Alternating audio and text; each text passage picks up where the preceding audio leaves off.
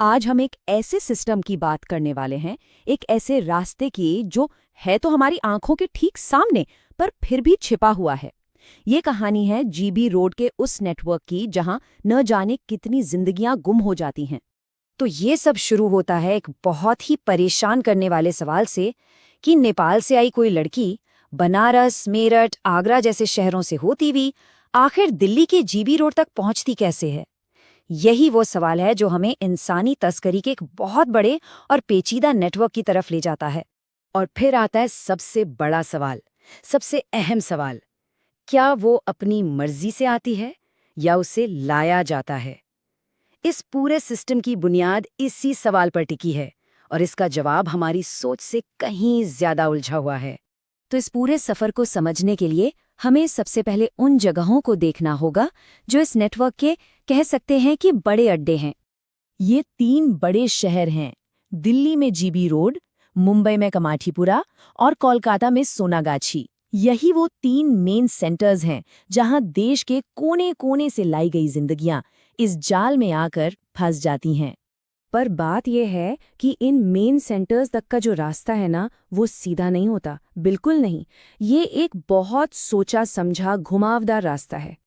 देखिए, इस रास्ते को जानबूझकर घुमाया जाता है और इसके पीछे एक सोची समझी चाल होती है, एक रणनीति। मकसद साफ है, जो इसका शिकार है उसे भटका दो, उसे इतना लाचार कर दो कि वो भागने के बारे में सोच भी ना पाए। और इस लंबे घुमावदार रास्ते में मेरठ, बनारस, आगरा जैसे शहर ये एक तरह से ट्रांजिट पॉइंट्स का काम करते हैं। यहाँ कुछ वक्त के लिए उन्हें रखा जाता है। इससे होता यह है कि उनकी पहचान भी धुंधली पड़ जाती है और उनकी असली मंजिल भी। हैरानी की बात यह है कि ये सब कुछ हमारी नज़रों के ठीक सामने हो रहा है, तो सवाल यही उठता है कि आखिर ये पूरा का पूरा छिपा हुआ सिस्टम इतने खुलेआम चल कैसे रहा है। इसका जवाब छिपा है इन जगहों के दोहरे चरित्र में। मतलब नीचे आपको दिखेंगे हलचल भरे आम बाजार, लेकिन जैसे ही आप ऊपर की मंजिलों पर नजर डालेंगे, वहां एक बिल्कुल अलग अंधेरी दुनिया बसी होती है। सोचिए, कबाड़ी बाजार या दाल मंडी, ये वो जगह हैं जहां दिन रात भीड़ रहती है और यही भीड़ इस पूरे सिस्टम के लिए एक पर्दे का काम करती है। ये जो रोजमर्रा की खरीद फरोख्त है ना, उसी की आड़ में ये पूरा नेटवर्क फलता फूलता है। तो इसका मतलब क्या हुआ? इसका मतलब ये हुआ कि ये कोई ऐसा राज नहीं है जो किसी को पता ही ना हो। जैसा कि एक सूत्र ने बताया, और ये लाइन बहुत कुछ कहती है, जिन दुकानों से आप सामान खरीदते हैं उन्हें सब पता होता है कि ठीक उनके ऊपर क्या हो रहा है। लेकिन ठीक जब आपको लगता है कि शायद अब आप इस सिस्टम को समझने लगे हैं, कहानी में एक और खतरनाक मोड़ आता है, क्योंकि असली खेल तो अब शुरू होता है। हाँ, आपने सही सुना, ये कहानी का अंत नहीं है, बल्कि एक और भी ज्यादा खतरनाक दौर की शुरुआत है। अब तस्करी के तरीके भी बदल चुके हैं, वो पुराने तरीके नहीं रहे। अब सोशल मीडिया का इस्तेमाल हो रहा है, ऑनलाइन प्लेटफॉर्म्स का इस्तेमाल हो रहा है और इनके जरिए एक नया हाईटेक जाल बिछाया जा रहा है। और ये जाल पहले से कहीं ज्यादा शातिर और कहीं ज्यादा खतरनाक है। और ये सारी बातें हमें एक आखिरी और शायद सबसे ज्यादा परेशान करने वाले सवाल पर लाके खड़ा कर देती हैं। एक ऐसा सवाल जिसका जवाब हम अगले हिस्से में तलाशेंगे। वो सवाल ये है कि आखिर 15 से 18 साल की उम्र की लड़कियों को इस नए हाईटेक जाल में निशाना कैसे बनाया जाता है, उन्हें फंसाया कैसे जाता है।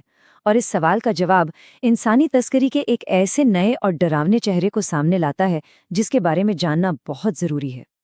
आज का हमारा विषय बहुत ही संगीन और परेशान करने वाला है। एक ऐसा जाल जिसे प्यार का नकाब पहनाकर बिछाया जाता है, लेकिन उसकी हकीकत कुछ और ही है।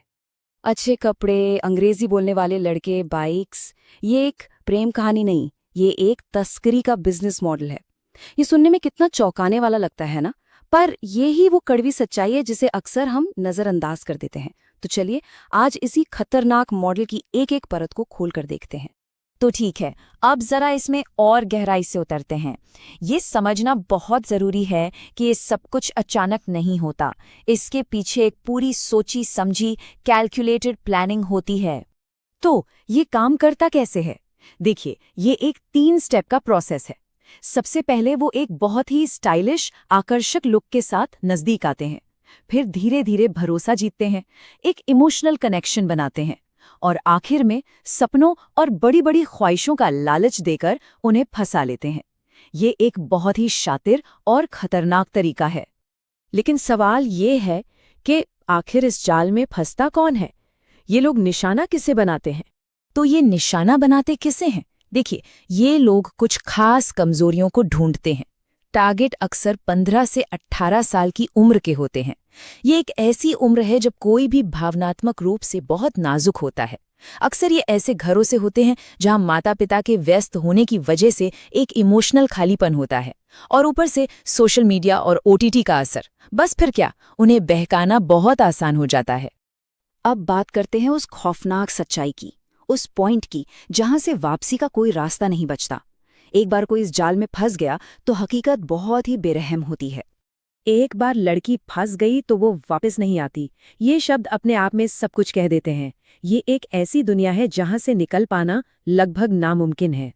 लेकिन इस घने अंधेरे में कभी-कभी उम्मीद की एक हल्की सी किरण भी दिखती है। एक असली केस हमें बताता है कि बचना मुमकिन तो है, लेकिन साथ ही ये भी दिखाता है कि ये कितना ज्यादा मुश्किल और ना के बराबर होता है। मतलब ये एक अपवाद है, नियम नहीं। ये टाइमलाइन देखे, इससे अंदाजा लगेगा कि ये रेस्क्यू कितना मुश्किल था। पहले तो उसे तस्करी में बेच दिया गया, फिर महीनों बाद उसने किसी तरह तस्कर का भरोसा जीता, और तब जाकर उसे एक फोन हाथ लगा। बस एक छोटा सा मौका, और वही उसकी आज़ादी की वजह बना। सोचिए इस जाल से निकलना कितना कठिन है। ये एक कामयाब बचाव अपने पीछे एक बहुत ही डरावना सवाल छोड़ जाता है। उन अनगिनत लड़कियों का क्या जो कभी उस फोन तक पहुंच ही नहीं पाती, जो कभी लौटकर नहीं आती। और यही बात हमें हमारे आखिरी और शायद सबसे परेशान करने वाले सवाल पर ले आती है। सवाल ये है कि जो लड़कियां वहां पहुंच जाती हैं, आखिर उनकी जिंदगी असल में होती कैसी है? इसी सवाल का जवाब हम ढूंढेंगे अगले हिस्से में, अंदर की दुनिया। आज हम एक ऐसे जाल की बात करने वाले हैं, एक ऐसा जाल जो दिखता तो नहीं, पर जिसकी पकड़ से छूटना लगभग नामुमकिन है। और इस पूरे सिस्टम को समझने की शुरुआत होगी एक बहुत ही सीधे लेकिन चौंकाने वाले सवाल से। एक दिन में 15 से 20 कस्टमर, इसका मतलब समझते हैं? मतलब हजारों की कमाई हर रोज। लेकिन उसके बाद भी रात को खाना नसीब नहीं होता। दिमाग में यही आता है ना कि ये कैसे हो सकता है? इसका जवाब किसी एक इंसान के पास नहीं है। ये तो एक पूरे के पूरे छुपे हुए सिस्टम की कहानी है।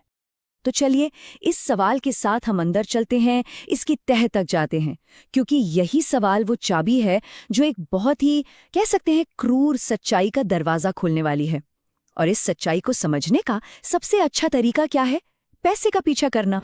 तो सबसे पहला सवाल यही उठता है कि आखिर ये पैसा, इतनी मेहनत की कमाई जाती कहाँ है? बस यहीं से इस पूरे जाल की पहली परत खुलनी शुरू हो जाती है। इस पूरे पहेली का जो पहला टुकड़ा है उसे कहते हैं रेट सिस्टम। अब सुनने में तो ये बड़ा सीधा साधा लगता है ना? मतलब हर कस्टमर के लिए एक तय रेट। और ये रेट कितना होता है? करीब 200 से 250 रुपए। अब जरा हिसाब लगाइए, अगर हम 15 कस्टमर भी मानकर चलें तो दिन के बन गए 3000 रुपए से भी ज्यादा। मतलब इतनी कमाई में तो कोई भी आराम से रह सकता है, राइट? तो फिर सवाल वही है, ये सारा पैसा जा कहाँ रहा है? और सच्चाई ये रही आपके सामने। पैसा कहाँ जाता है, जरा गौर से देखिए।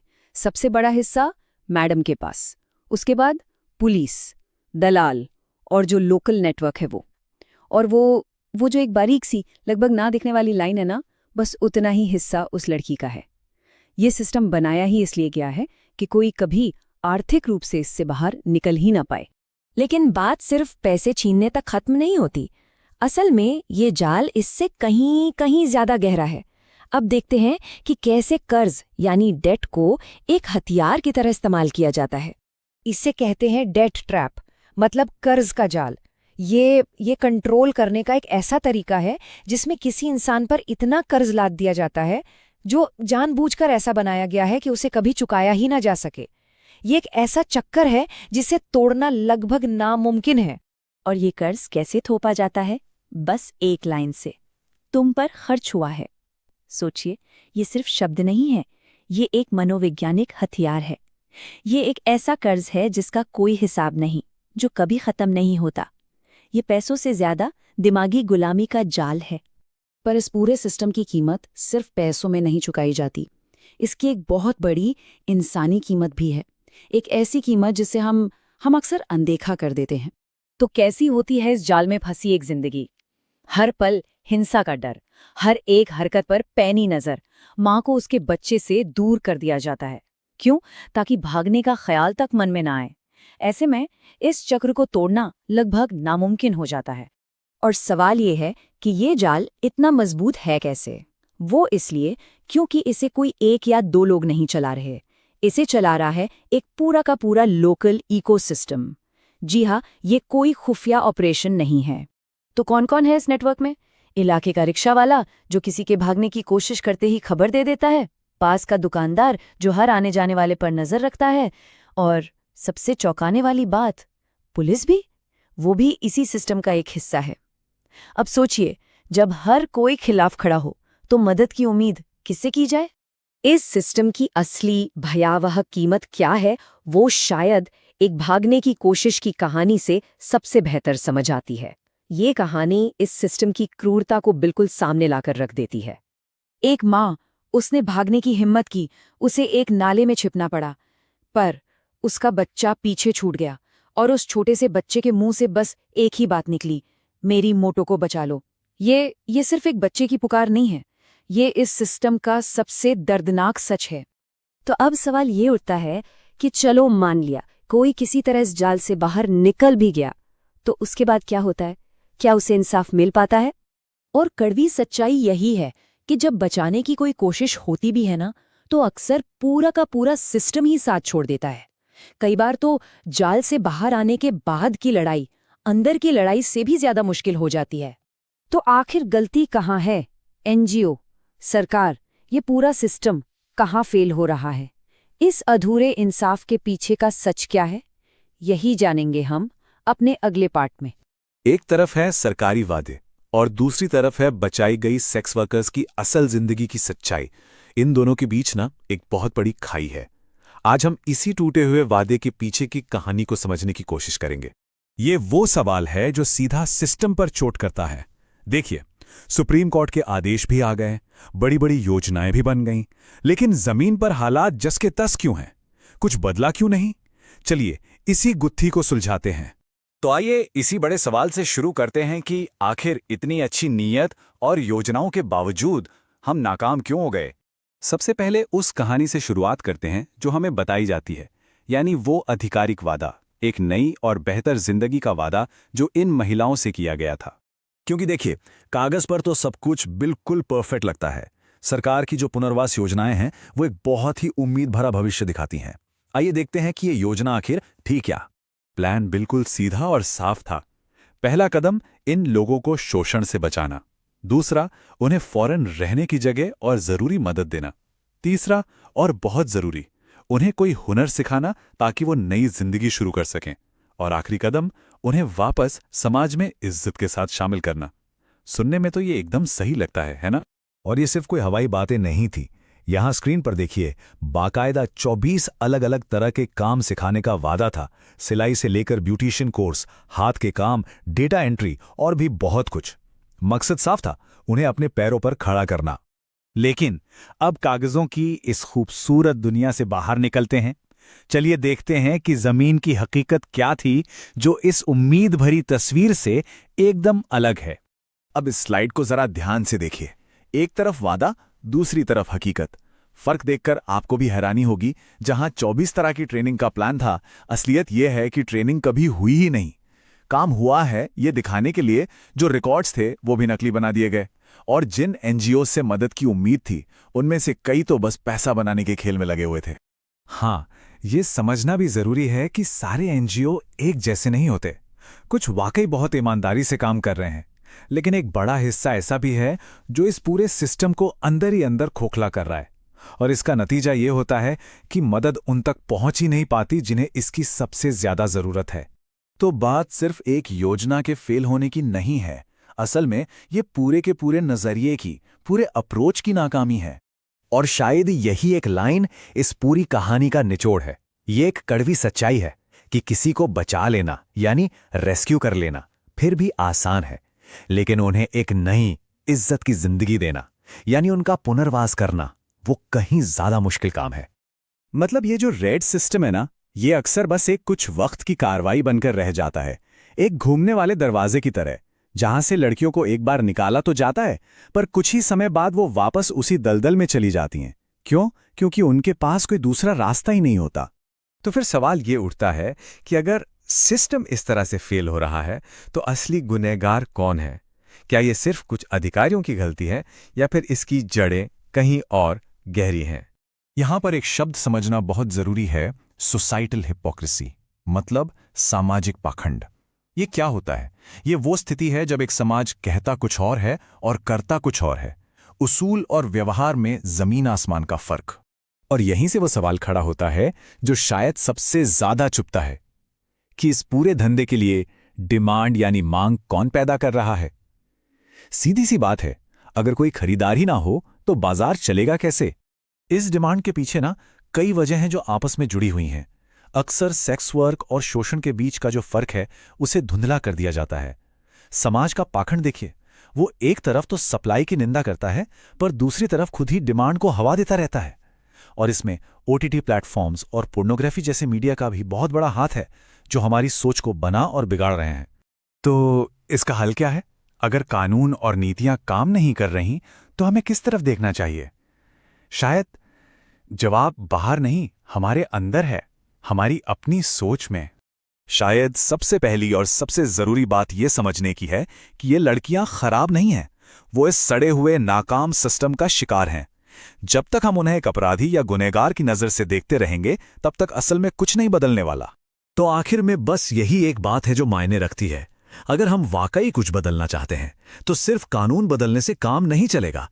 असल बदलाव तब आएगा जब समाज की सोच बदलेगी। सवाल यह है कि क्या हम सब इस बदलाव के लिए तैयार हैं?